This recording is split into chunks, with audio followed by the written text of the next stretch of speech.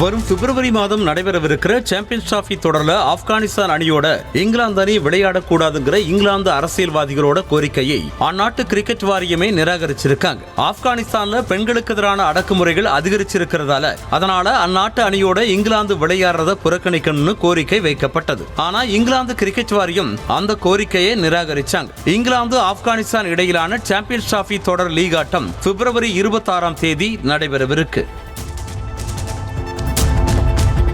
ஆஸ்திரேலிய அணியை வீழ்த்துவது எப்படின்னு தங்களுக்கு தெரியும்னு தென்னாப்பிரிக்க வேகப்பந்து வீச்சாளர் ரபாடா தெரிவிச்சிருக்கார். லண்டன் லார்ட்ஸ் மைதானத்தில் சில மாதங்கள்ல நடைபெறவிருக்க உலக டெஸ்ட் சாம்பியன்ஷிப் இறுதிப் போட்டியில ஆஸ்திரேலியா மற்றும் தென்னாப்பிரிக்க அணிகள் மோதவிருக்காங்க. இந்த நிலையில இது குறித்து பேசியிருக்கும் ரபாடா ஆஸ்திரேலிய அணியை எதிர்கொள்வது ரொம்பவே சவாலா இருக்கும்னு, ஆனா அந்த அணியை எப்படி வீழ்த்தணும் அப்படிங்கிறது தங்களுக்கு தெரியும்னு தெரிவிச்சிருக்காரு.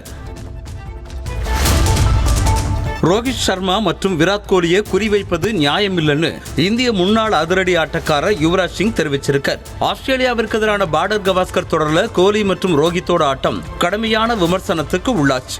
இந்த நிலையில இது குறித்து கருத்து தெரிவிச்சிருக்கும் யுவராஜ் சிங், இந்த ஒரு தொடரை வச்சு கடந்த காலங்கள்ல அவங்க 2 பேரும் செய்த சாதனைகளை மறந்து விமர்சனம் வைக்கப்படுதுன்னு அது நியாயம் இல்லைன்னு தெரிவிச்சிருக்காரு.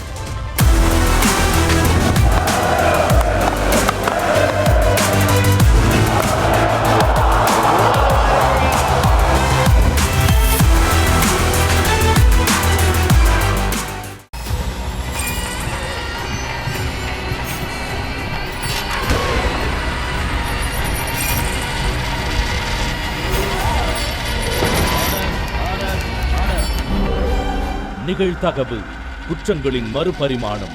நாள்தோறும் இரவு 10 மணிக்கு இணைந்திருங்கள் நமது நியூஸ் தமிழ் தொலைக்காட்சியோடு.